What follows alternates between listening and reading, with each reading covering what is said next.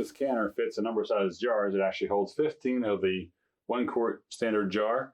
You can also use them for the 2 quart jars or for the pint jars. If you're going to use the jelly jars, you can actually double stack them and still have room to have water coverage over top of them. If you're going to double stack them, I recommend buying an additional rack so you can put that in between and have separation so the jars are not directly on top of each other, but it does enable you to a lot more jars in at one time.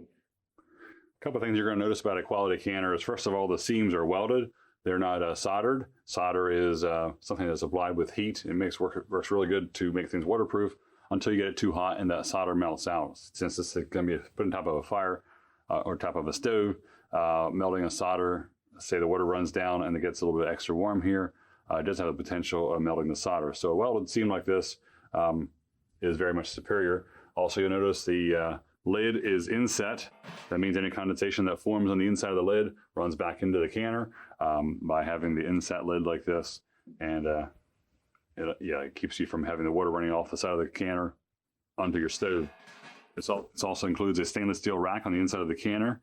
That rack keeps your jars off the bottom of the canner so your canning can work properly. This canner includes an optional drain valve which can be connected to a pipe, or else you can use it to drain into a pitcher or a kettle or something.